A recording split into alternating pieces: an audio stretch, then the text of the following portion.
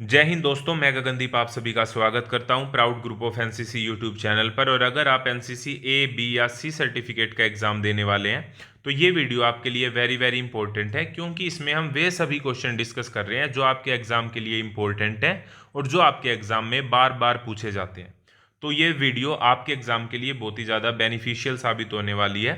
सबसे पहला क्वेश्चन जो आज की वीडियो का है वो है क्वेश्चन नंबर 6, और ये है कि what are the causes factors against national integration, यानी कि राष्ट्रीय एकता विघटित करने वाले कौन कौन से तत्व होते हैं। तो सबसे पहले तो हम यही समझते हैं कि राष्ट्रीय एकता होती क्या है। देखो, हम किसी भी धर्म से हों, किसी भी कास्ट से हों, किसी भी स्टेट से हों, किसी भी क्षेत्र से हों, उसके बावजूद भी हमें एक भावना होती है कि हम सब भारतीय हैं, और यही जो भावना होती है इसे ही हम राष्ट्रीय एकता यानी कि नेशनल इंटीग्रेशन कहते हैं। लेकिन कई बार जो नेशनल इंटीग्रेशन है, कुछ फैक्टर जो होते हैं वो उसको अफेक्ट करते हैं, यानी कि कुछ फैक्टर्स जो हैं उसको विघटित करते हैं। और वे कौन कौन से फैक्टर हैं? वो फैक्टर हैं यानी कि सांप्रदायिकता, दूसरा है भाषावाद, तीसरा है क्षेत्रीयता की भावना अगर किसी में है, चौथा है जातिवाद की भावना, और कुछ कई टाइम पर राजनीतिक दल, और फिर है आर्थिक असमानता और विदेशी तत्व। ये कुछ ऐसे फैक्टर होते हैं, ये कुछ ऐसे तत्व होते हैं जो नेशनल इंटीग्रेशन यानी कि जो राष्ट्रीय एकता की भावना होती है उसे प्रभावित करते हैं। और ये क्वेश्चन आपके एग्जाम में 6 मार्क्स का यानी कि 6 मार्क्स का ये क्वेश्चन आपके एग्जाम में पूछा गया और कई बार पूछा गया। नेक्स्ट क्वेश्चन की तरफ अब हम बढ़ रहे हैं, और हमारा नेक्स्ट क्वेश्चन है what do you mean by national integration. ये मैंने अभी आपको बताया कि राष्ट्रीय एकता से आप क्या समझते हैं। तो राष्ट्रीय एकता एक मनोभाव होता है जिसमें निष्ठा, एकता और भक्ति की भावना होती है, जिसका मुख्य केंद्र बिंदु होता है राष्ट्र, यानी कि हम सभी एक देश के वासी हैं। ये जो फीलिंग होती है इसी को हम नेशनल इंटीग्रेशन, इसी को हम राष्ट्रीय एकता कहते हैं। और ये सभी के सभी question very very very important question है, ये बात आपको ध्यान रखनी है। इससे पहले भी के जो क्वेश्चन हैं वो मैं ऑलरेडी करा चुका हूं, उसकी भी एक वीडियो मैंने बनाई है, और इन सभी क्वेश्चंस की लगातार मैं बनाता रहूंगा वीडियोज। तो इसकी एक मैंने प्लेलिस्ट बना दी, और उस प्लेलिस्ट का लिंक आपको डिस्क्रिप्शन में मिल जाएगा, और वीडियो के एंड में भी आपको जो प्लेलिस्ट का लिंक है वो मिल जाएगा। वहां से जाके आप पूरी की पूरी प्लेलिस्ट को देख सकते हैं, ताकि आपका कोई भी टॉपिक न छूटे और आपकी तैयारी बहुत ही बेहतर तरीके से हो सके। नेक्स्ट क्वेश्चन यहाँ पे क्या है कि what is the aim and purpose of a national integration camp. What is the aim and purpose of national integration camp, यानी कि राष्ट्रीय एकता शिविर में आपको कौन कौन सी बातें सिखाई जाती हैं। सबसे पहले तो आप एक बात समझ लो, नेशनल इंटीग्रेशन जिसको हम एनआईसी भी कहते हैं, इसका अब नाम बदलकर नया कैंप रख दिया गया है जिसका नाम है अब ईबीएसबी। ईबीएसबी की फुल फॉर्म होती है एक भारत श्रेष्ठ भारत कैंप। एक भारत श्रेष्ठ भारत कैंप को पहले एनआईसी यानी कि नेशनल इंटीग्रेशन कैंप के नाम से जाना जाता था। तो ये क्वेश्चन भी आपके एग्जाम में आ सकता है कि ईबीएसबी कैंप को पहले किस नाम से जाना जाता था, या फिर नेशनल इंटीग्रेशन कैंप को अब किस नाम से जाना जाता है। दूसरा ये पूछा जा सकता है कि एनआईसी की फुल फॉर्म बताओ या ईबीएसबी की फुल फॉर्म बताओ। तो किसी भी तरीके से क्वेश्चन आ जाए आपको इसका आंसर पता लग जाएगा अगर आप ध्यान से सुन रहे हैं तो। ये जो क्वेश्चन है ये 7 मार्क्स में क्वेश्चन पूछा गया। अब ये क्वेश्चन इस तरीके से भी आ सकता है कि जो हमारा एक भारत श्रेष्ठ भारत कैंप होता है उसमें आपको कौन कौन सी बातें सिखाई जाती हैं।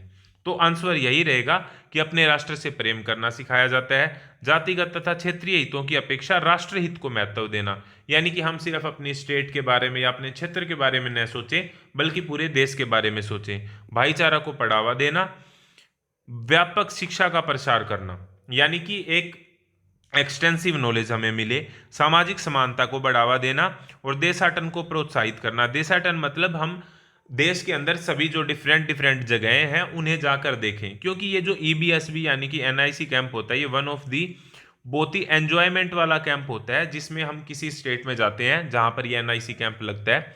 जैसे मैंने जब एसएनआईसी अटेंड किया था, एसएनआईसी की फुल फॉर्म होती है special national integration camp. Special वे इसलिए होते हैं क्योंकि वे स्पेशल जगह पर होते हैं। मेरा जो कैंप था एनआईसी का वो था नागालैंड में दीमापुर जगह है, दीमापुर में पटकई क्रिश्चियन कॉलेज है, वहां पर हमारा कैंप लगा था। तो वहां पर हमें नई जगह देखने को मिली, और वहां पे पूरी कंट्री से कैडेट आए थे, उन सभी से बातें करने का मौका मिला, एक दूसरे के कल्चर को समझने का मौका मिला। तो इस तरीके से यह कैंप राष्ट्रीय एकता को बढ़ाता है, जैसा इसका नाम था पहले नेशनल इंटीग्रेशन कैंप। तो वेरी वेरी इंपॉर्टेंट क्वेश्चन है और आपको ये पता होना चाहिए।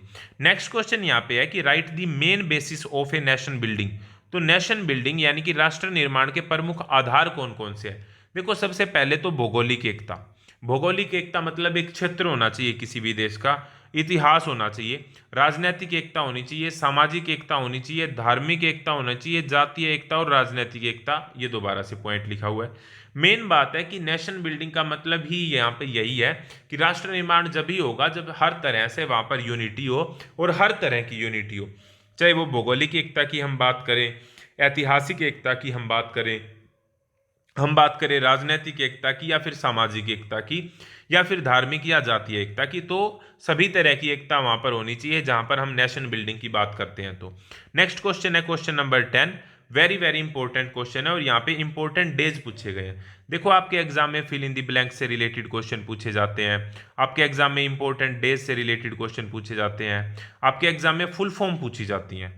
वेरी वेरी इंपॉर्टेंट है ये सारी की सारी बातें कि क्या क्या आपके एग्जाम में पूछा जाता है। इसके अलावा शॉर्ट आंसर टाइप क्वेश्चन पूछे जाते हैं, लॉन्ग आंसर टाइप क्वेश्चन पूछे जाते हैं और वन लाइनर क्वेश्चन पूछे जाते हैं। तो ये जितनी भी वैरायटी होती है, जब हम एनसीसी हैंडबुक पढ़ते हैं तो वहां पर हमको थ्योरी मिलती है और उससे हम इतनी अच्छी प्रैक्टिस नहीं कर पाते। और दूसरी क्या बात होती है कि एनसीसी हैंडबुक जो होती है वो बहुत ही ज़्यादा हैवी होती है एक तरीके से, मतलब बहुत सारा मटेरियल उसके अंदर होता है, और वो जब हम एग्जाम के लिए तैयारी करनी होती है तो सारी हैंडबुक को याद करना थोड़ा हमारे लिए मुश्किल हो जाता है। और जब हमारे दिमाग में होती है कि काश हमारे पास एनसीसी के नोट्स होते जिसमें ये सारी की सारी चीज़ें दी होती, तो इसी बात को ध्यान में रखते हुए एनसीसी नोट्स इन हिंदी के नाम से एक पीडीएफ तैयार की गई है जिसके अंदर ये सारी की सारी चीज़ें, लेकिन सिर्फ इंपॉर्टेंट क्वेश्चन जो आपके एग्जाम में पूछे जाते हैं, इसके अलावा previous year sold question paper भी उसके अंदर डाले गए हैं। और ये पीडीएफ हिंदी के अंदर अवेलेबल है ताकि आप कम समय में, यानी कि थोड़ा पढ़ के आप बेटर रिजल्ट प्राप्त कर सको, उस चीज के लिए एनसीसी नोट्स इन हिंदी के नाम से पीडीएफ बनाई गई है। अगर आप इस पीडीएफ को खरीदना चाहते हैं तो इसका जो लिंक है वो आपको डिस्क्रिप्शन में मिल जाएगा, व्हाट्सएप का लिंक आपको डिस्क्रिप्शन में मिल जाएगा और व्हाट्सएप का नंबर भी आपको डिस्क्रिप्शन में मिल जाएगा। व्हाट्सएप पे मैसेज करके आप इस पीडीएफ को खरीद सकते हैं और अपनी तैयारी को बेहतर कर सकते हैं। यहाँ पे अब क्वेश्चन ये है कि पूछा गया अध्यापक दिवस कब मनाया जाता है, तो 5 सितंबर को मनाया जाता है। चिल्ड्रन डे कब मनाया जाता है, तो 14 नवंबर को मनाया जाता है। विजय दिवस कब मनाया जाता है, 26 जुलाई को मनाया जाता है। शहीद दिवस कब मनाया जाता है, तो 30 जनवरी को मनाया जाता है। और एड्स डे कब मनाया जाता है, तो 1 दिसंबर को मनाया जाता है। ये इंपॉर्टेंट डेज हैं जो आपको पता होने चाहिए कि ये कब कब मनाए जाते हैं और क्यों मनाए जाते हैं, ये भी आपको पता होना चाहिए। तो आपको बताना है कि अध्यापक दिवस क्यों मनाया जाता है, चिल्ड्रन डे क्यों मनाया जाता है, विजय दिवस 26 जुलाई को ही क्यों मनाया जाता है, शहीद दिवस 30 जनवरी को क्यों मनाया जाता है और एड्स डे 1 दिसंबर को मनाया जाता है, ये बात हमें पता है। अब यहाँ पे एड्स से रिलेटेड फुल फॉर्म आपके एग्जाम में पूछी जाती है। एड्स की फुल फॉर्म आपके एग्जाम में पूछी जा चुकी है ऑलरेडी। एचआईवी की फुल फॉर्म आपके एग्जाम में पूछी जा चुकी है। तो इन सभी की फुल फॉर्म का भी आपको पता होना चाहिए। ये वेरी वेरी इंपॉर्टेंट क्वेश्चन है सभी के सभी, और आई होप ये क्वेश्चन आपको समझ में आ रहे होंगे। एक इंपॉर्टेंट बात मैं आपको और बता दूं कि ये जितने भी क्वेश्चन मैं आपको करा रहा हूं इन सभी के क्विज बना के, ताकि आपकी तैयारी बेहतर हो सके, आप अच्छे से क्वेश्चंस को प्रैक्टिस कर पाओ, तो इन सभी के क्विज बना के मैं proud group of NCC Telegram channel के ऊपर, टेलीग्राम पे जाना है, अपने जो चैनल का नाम है प्राउड ग्रुप ऑफ एनसीसी, वो आपको सर्च करना है, आपको टेलीग्राम चैनल मिल जाएगा और वहां पे आपको डेली के डेली एनसीसी के क्विज मिलेंगे और एनसीसी से रिलेटेड इंपॉर्टेंट इन्फॉर्मेशन पीडीएफ्स वगैरह आपको मिलती रहेंगी वहां पे। तो आप टेलीग्राम को जरूर ज्वाइन करें, टेलीग्राम के ऊपर प्राउड ग्रुप ऑफ एनसीसी।